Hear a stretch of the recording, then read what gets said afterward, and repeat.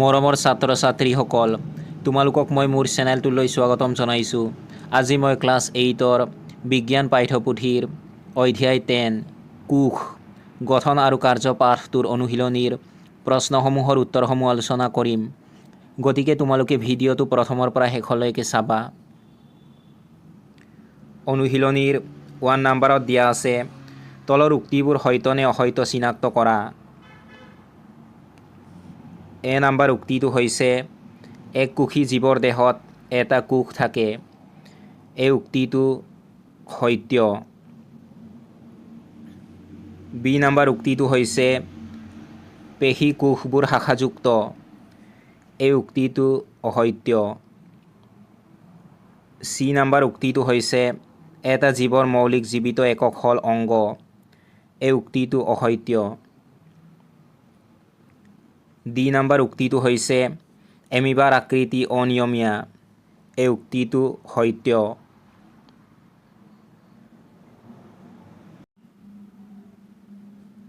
2 number প্ৰশ্নটো হৈছে মানুহৰ স্নায়ুকোষৰ চিত্ৰ আঁকা।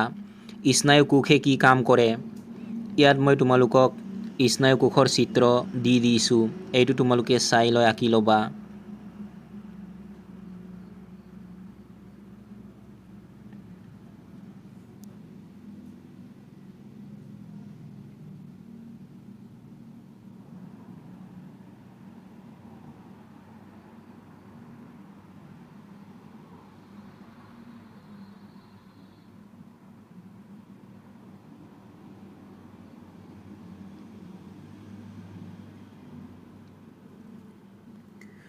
স্নায়ুকোষৰ চিত্ৰ আঁকাৰ পাছত তোমালোকে লিখিবা স্নায়ুকোষে বাৰ্তা সংগ্ৰহ কৰি পঠিয়াই দেহৰ বিভিন্ন অংশৰ নিয়ন্ত্ৰণ আৰু যোগাযোগ ৰক্ষা কৰাত সহায় কৰে।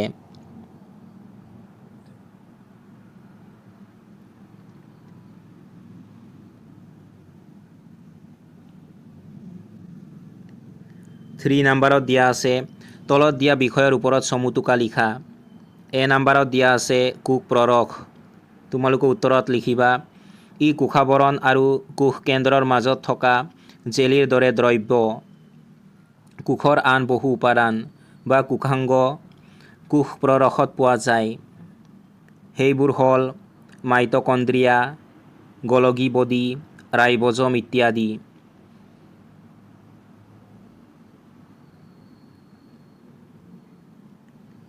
বি নম্বৰত দিয়া আছে কোষ কেন্দ্ৰ।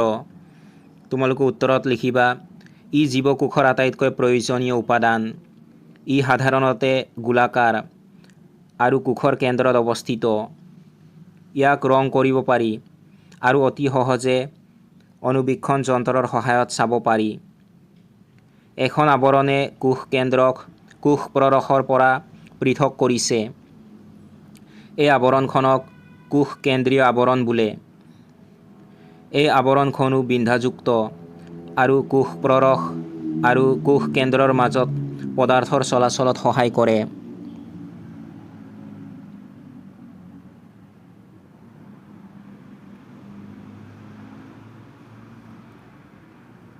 ফ'ৰ নম্বৰ প্ৰশ্নটো হৈছে কোষৰ কোনটো অংশত কোষাংগবোৰ থাকে? তোমালোকে উত্তৰত লিখিবা কোষৰ কোষাংগবোৰ কোষ প্ৰৰশত থাকে।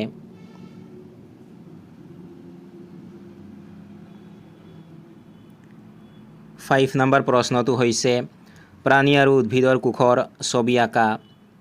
সিহঁতৰ মাজত থকা তিনিটা পাৰ্থক্য উল্লেখ কৰা।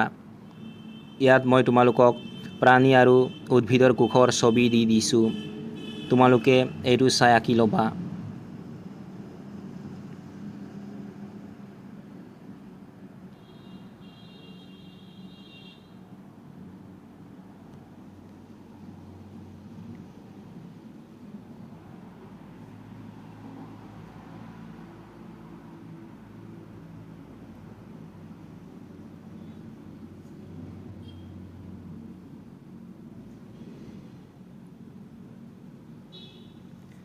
প্ৰাণী আৰু উদ্ভিদ কোষৰ ছবি আঁকাৰ পাছত তোমালোকে লিখিবা প্ৰাণী আৰু উদ্ভিদৰ কোষৰ মাজত তিনিটা মুখ্য পাৰ্থক্য তলত উল্লেখ কৰা হ'ল।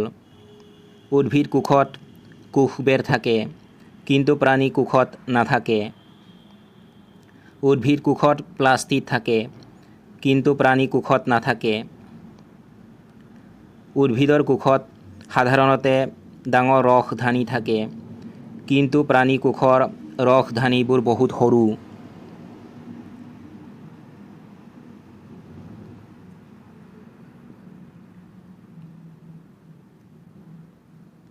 ছিক্স নম্বৰ প্ৰশ্নটো হৈছে ইউকেৰিঅটছ আৰু প্ৰকেৰিঅটছৰ মাজৰ পাৰ্থক্য উল্লেখ কৰা। তোমালোকে উত্তৰত লিখিবা ইউকেৰিঅটছ আৰু প্ৰকেৰিঅটছৰ মাজৰ মূল পাৰ্থক্যবোৰ হ'ল প্ৰকেৰিঅটিক কোষত কোষকেন্দ্ৰীয় দ্ৰব্যসমূহ আৱৰণ নোহোৱাকৈ থাকে, আনহাতে ইউকেৰিঅটিক কোষত কোষকেন্দ্ৰীয় দ্ৰব্যসমূহ আৱৰণৰ সৈতে সুসংগঠিত হয়। প্ৰকেৰিঅটছৰ উদাহৰণ হ'ল বেক্টেৰিয়া আৰু নীল সেউজ শেলাই, আনহাতে ইউকেৰিঅটছৰ উদাহৰণ হ'ল পিঁয়াজ আৰু গালৰ ভিতৰুৱা অংশৰ কোষ।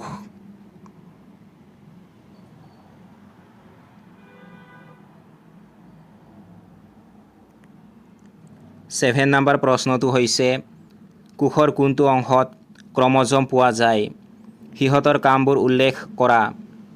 তোমালোকে উত্তৰত লিখিবা কোষৰ কোষ কেন্দ্ৰত ক্ৰমজম পোৱা যায়।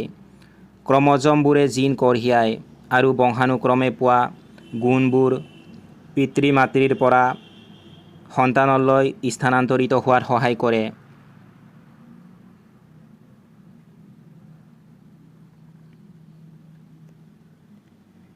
এইট নম্বৰ প্ৰশ্নটো হৈছে কোষ জীৱৰ মৌলিক গঠনগত একক ব্যাখ্যা কৰা।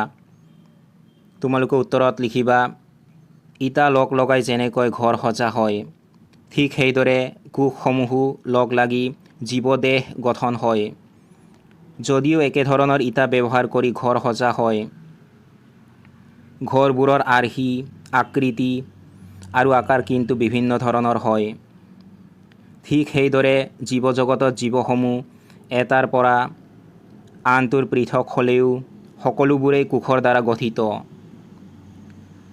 জড় ইটাবোৰতকৈ জীৱিত প্ৰাণীৰ কোষবোৰৰ গঠন জটিল।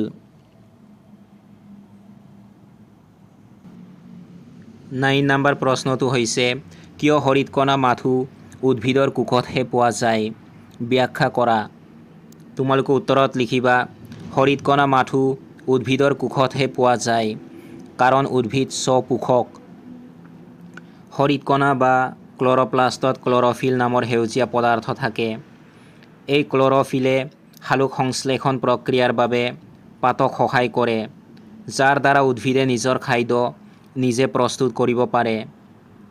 প্ৰাণীয়ে নিজৰ খাদ্য নিজে প্ৰস্তুত নকৰে, সেয়েহে সিহঁতৰ কোষত হৰিতকণা নাথাকে।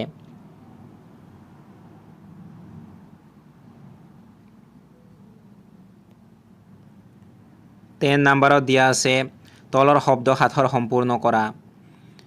ইয়াত মই তোমালোকক শব্দ শৃংখলটো দিয়া নাই, তোমালোকে সেইটো কিতাপত চাই ল'বা।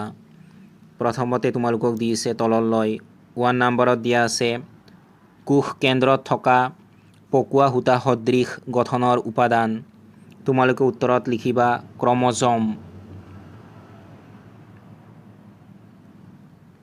3 নম্বৰত দিয়া আছে পাতৰ কোষৰ কোষ প্ৰৰসত থকা ৰঙীন পদাৰ্থ। তোমালোকে উত্তৰত লিখিবা প্লাষ্টিড। 4 নম্বৰত দিয়া আছে এবিধ এককোষী জীৱ। তোমালোকে উত্তৰত লিখিবা এমিবা। 5 নম্বৰত দিয়া আছে কোষ প্ৰৰসত থকা খালী ঠাই বিশিষ্ট গঠন। তোমালোকে উত্তৰত লিখিবা ৰসধানী। 6 নম্বৰত দিয়া আছে জীৱৰ অংগ গঠন কৰা কোষৰ সমষ্টি।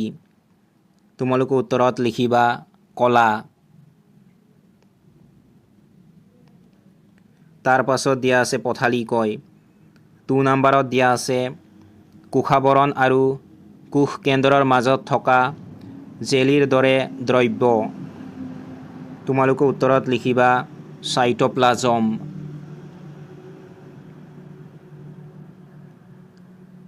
5 নম্বৰত দিয়া আছে কোষ আৱিষ্কাৰকাৰী বিজ্ঞানীগৰাকী। তোমালোকে উত্তৰত লিখিবা ৰবাৰ্ট হুক।